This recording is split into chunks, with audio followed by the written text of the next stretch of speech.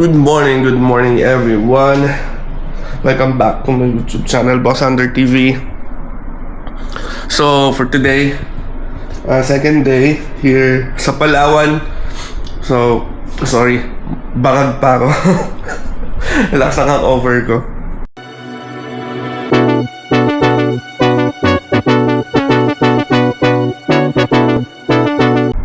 Anyways, for today we're scheduled to go to El Nido. Ang sabi nila, it's about 6 hours drive, land travel. So, medyo matagal-tagal yun. Later on, update ko kayo. Papakita ko sa inyo kung anong meron sa El Nido. Okay? Let's go. By the way, let me just show you yung room dito sa Puerto Princesa, yung hotel room na rent namin. So this is the Canvas Boutique Hotel. So kung gusto nyo dito na lang mag check in, just check on their Facebook or i-search nyo na lang Canvas Boutique Hotel. They really have a good accommodations. Okay, ang ganda ng kwarto, ang linis, ang bango, ang banyo, social. Approve. So yun lang, later kita-kita tayo sa El Nido, mga Boss Under. Let's go.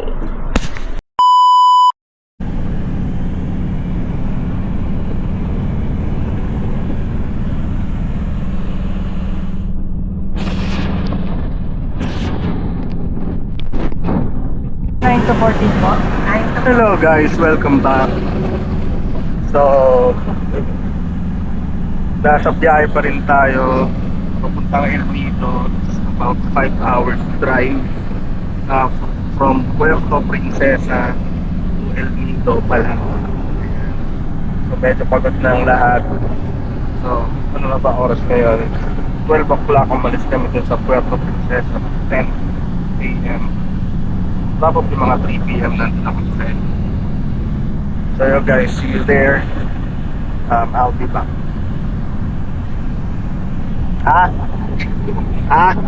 Bye. Yo, welcome back, Boss Under. So after 4 hours drive papuntang El Nido, dumaan tayo dito sa Taytay Port kung tawagin. Dito pa rin yan sa Palawan. Napakaganda dito. Ayan, dati daw tong old, ito yung Taytay Port, ito dati daw tong old camp base, no? Yan, kaya sa port kasi may dagat dyan. Okay, papakita ko sa inyo mamaya. And ang ganda doon sa may bundok, hindi ko lang yung nakalagay doon, parang yung sa Hollywood, sa bundok nakalagay Hollywood. Dito nakalagay Taytay. Doon banda na may bundok doon. Dyan. Saan na ba? Yan, banda dyan. Ayan. So, papasok tayo dyan mamaya. Etong museum na to, I'll show you guys kung anong meron sa loob. Let's go, okay? Ang Santa Isabel. Ayan. You can vlog okay.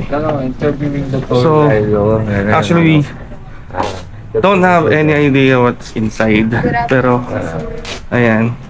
Kung bakit siya tinawag na Taytay Port, what's this base? Okay. Ito meron. Anong pangalan niya, Ate Tulid? K. Pampanga po. K. Okay. So, tinayo po tong Port Santa Isabel noong 1667 po. Bali, gawa pa lang po siya sa kahoy at lipa. So, in 1738 po, is kinonvert po siya sa corals, limestone, at egg white po dahil madali po siyang masira ng mga nag-a-attack po ng mga enemy, which is mga Chinese pirates po, mga native Muslims. Okay. So, we have here the mini museum. So, meron na po tayo ditong mga natitirang konting art. Tapos kita po yung mukha ng buwan. Tapos later on makikita ko namin sa taas. Okay. Yung original. Sinong presidente yung Kalangge. Go up. Yeah, Kai is looking for you. Oh, Kyra. Oh. Hi, Tita, Mami. Welcome to my vlog. Hello, Tito Ray. Welcome to my vlog. And this is my tito. My uncle. Alright, so basically nandito tayo sa kampo ng mga Espanyol. Ayan. So what I'm really curious about is how this is already.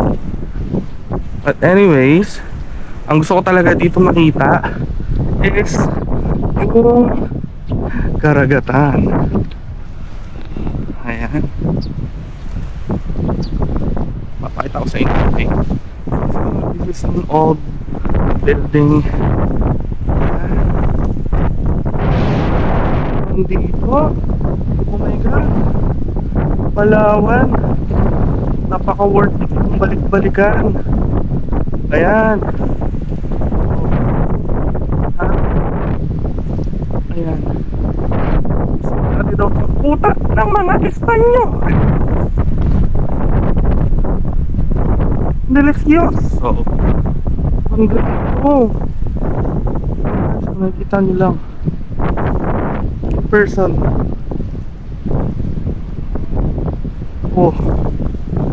Panyo nila. Parang siyang corridor. Kung nakapunta na kayo sa Bataan, corridor. Mga gano'n. Hindi na pa.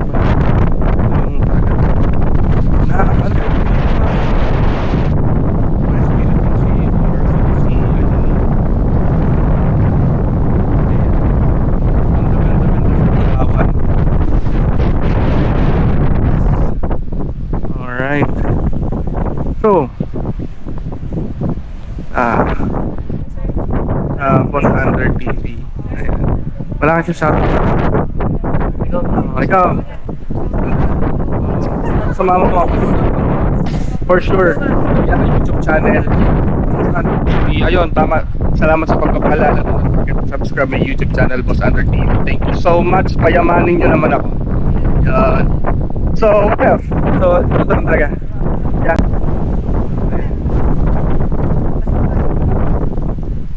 Hello vlog, welcome to my guys.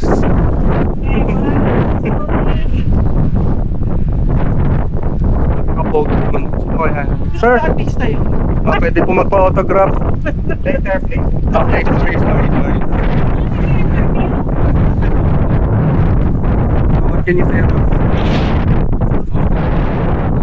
Yeah. Nakita niyo yung mga bato niyan. Most of it, I think, mukhang coral siya galing eh. Wala naman semento during that time. Ginawa nilang yung mga corals dito, Pinagdikit-dikit building. Ikaw, mami, ano sabi mo? Ito question na kasi sabihin mo. Wala akong alam. Okay.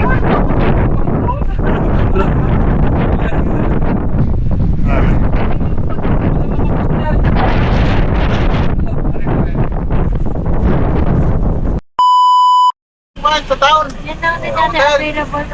Ano ba? Tapos mura doon sa Malayo. Good afternoon. Nung nag-book masahe. After 6 hours drive, dumating na tayo dito sa El Nido, Palawan. Okay. Nandito kami sa loob ng pinaka-proper sa El Nido talaga. Pero ang hotel namin doon malapit sa airport, yung Charlie's Hotel.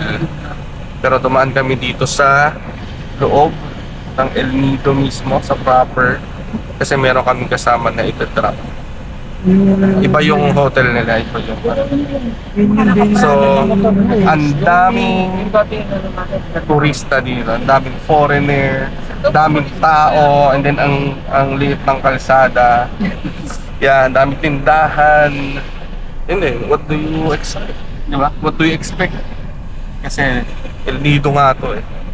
So, hindi ko lang mapakita sa inyo kasi nasa loob pa kami ng van. Nag-update lang ako na touchdown na kami sa El Nido. So, Ang daming foreigner. Oh, baka makakita kayo ng future nyo. Dito kayo pumunta. No?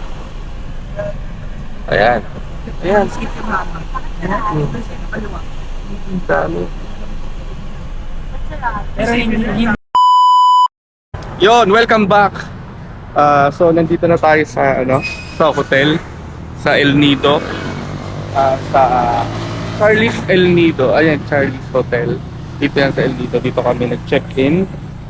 Parang around 10 minutes lang siya doon sa El Nido proper. Kung saan nandun talaga yung yung para siyang para siyang LU. Nandun sama-sama lahat yung mga hotel doon, transient.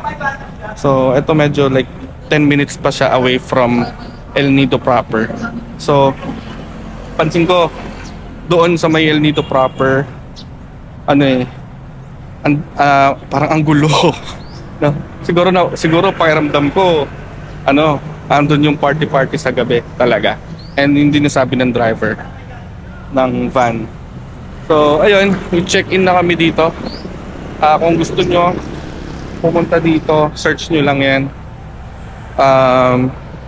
Ayan, Charlie's El Nido. Okay? So, ayan, tsura ng hotel nila. May libre pagdating nyo, bibigyan kayo ng calamansi juice. So, ayan. Okay. Balik ko lang. Ayan. Micah! Micah! Reception area. Tapos meron silang sariling pool. Yan, okay. So 5 minutes away lang to sa beach. Tapos 10 minutes away do sa El Nido proper. Alright? Check-in muna kami. I'll be back. Hello guys, hotel review muna tayo mga basander. So ito yung room na pag-i-stay namin. Actually, 4 na rooms ang aming nirent. Pero ako dito kasama ko yung kong uncle, tito John. So far na malinis naman. Ito yung banyo. Okay. Shower. Babango. Yeah. So may TV. Yan, may TV. May afford complimentary coffee, tea, hot water. Yan, may bathrobe, telephone. Ayan. So late lang siya pero malamig, malinis. Tapos mayroon siyang sariling pool dito. Mamaya papakita ko sa inyo, okay? Ayan, rest muna, pahinga muna. And then, kita-kita tayo tomorrow pag nag-ano na tayo island hopping. So, good night, have a wonderful day. Papahinga muna ako mga boss under. Buyers. Yo, what's up mga boss under? Welcome back. So, first night here in El Nido, Palawan. So, pupunta tayo ng El Nido proper para mag-night life. Let's go. Kasama ko yung mga uncle ko. Yung mga tito ko doon. Let's see. Party daw doon sa gabi. Pupunta tayo mga boss under. Buyers. See you there. Welcome back. Nandito na tayo sa Town Square. Okay, ito napakalaki nitong Town Square. Nandito lahat ng mga bar, nandito lahat ng mga hotel, mga boss under. So, lilibutin natin our first night here in El Nido. Yeah, sa ano lang siya. Kung nakapunta na kayo ng Puerto Galera, same, pero ito yung mas malaki. Okay, like napakalaki. Beach na to, mga boss under. And then yung gilid niya is mga bar yan. Okay, mga bar yan, from there up to there. Okay, and then hindi lang yun, sa looban, doon sa pinaka town proper niya. Doon, punong-puno ng mga bar, souvenirs, punong-puno ng mga hotel and transient. Okay, so nandun mamaya yung mga party sa gabi. Okay, maglalakad kami. Alright. So, kasama ko yung mga tita ko. Yan, lalakad tayo. Let's go! Mamaya bibidyo ko pag nandun na tayo sa town proper.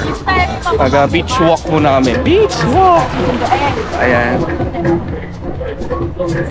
Ayan, makikita nyo yung mga bar sa gilid. Hey! Hey! Hey! Kaya kandas ko nila ko Ayan.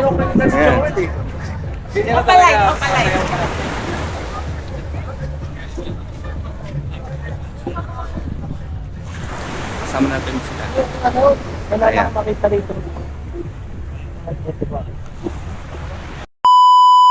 So guys, welcome back. So nandito na tayo inside the town square dito sa El Nido, Palawan.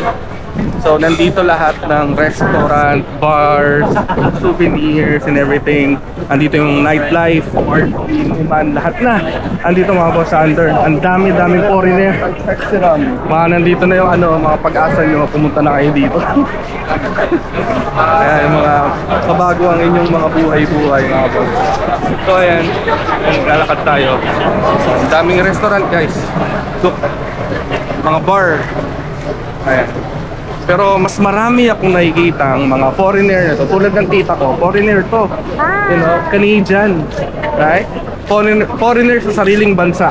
Ayan. Let's go. So ayan. Actually naghahanap kami ng makakainan ng bird's nest. So magtatanong tayo anywhere here. Okay? Let's go. Ayan. Guys, napakaraming foreigner. As in like iba't ibang lahi. Pero mas madalas puti.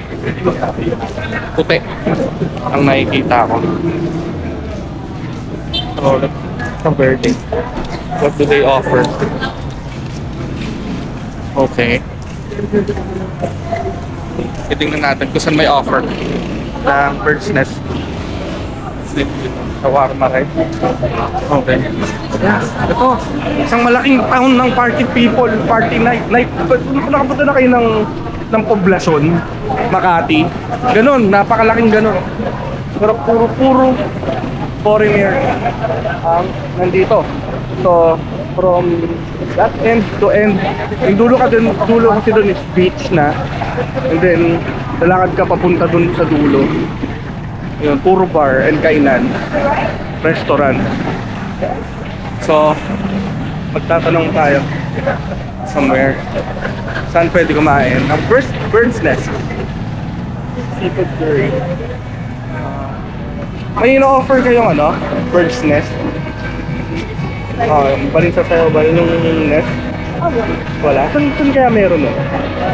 Sorry, na-interview na siya. Ako lang sa mga content. Welcome to my vlog. Boss Under TV. So, saan kaya sikat? I mean, nag-o-offer ng gano'n. Gusto namin kumain nun eh. Restaurant, anywhere na neighbor business. Wala na?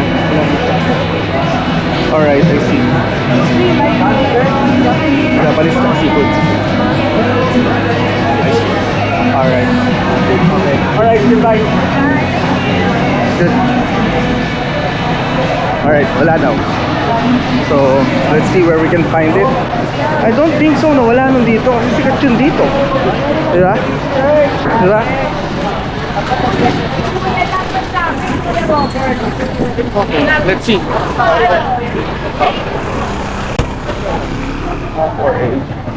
Alright, in yan. Ayan. Sorry.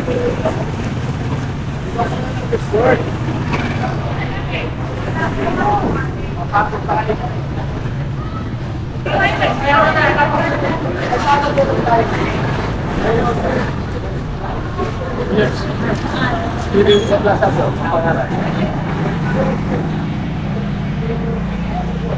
Yan mga boss under. Forward ko sa forward tuloy. Iharap ko yung camera natin para makita nyo. Okay, let's go.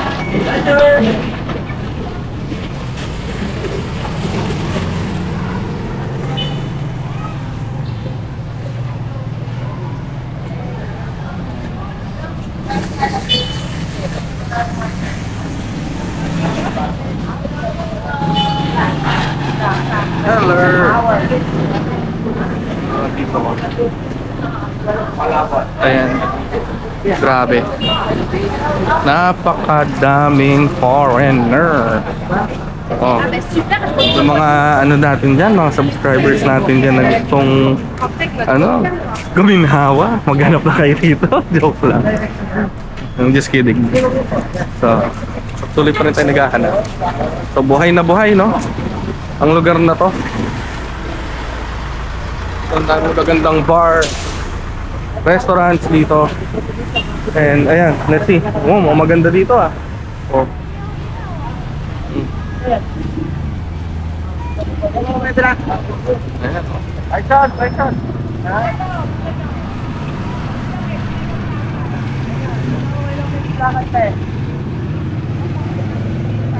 Malapit lang.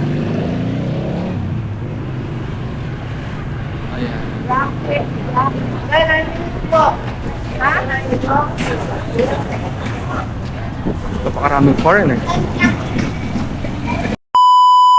So, sa kakalakad ko dito, napunta kami dito sa parang ano. Ayan, parang street foods dito sa ano, parang sa Binondo, ay parang sa Manila. Ayan, kainan sa isang mahabang kainan sa gitna ng kalsada. Ayan, let's go. Yep. Ha? Dito tayo kakain. Ano na? Ayan, may dito sa mga seafoods sa kalsada. Ayan, tapos doon yung kakainin. So, ayan. Papaluto. Let's go. There you are. Anong tawag sa kalye na to? Ano po ito? Karainan.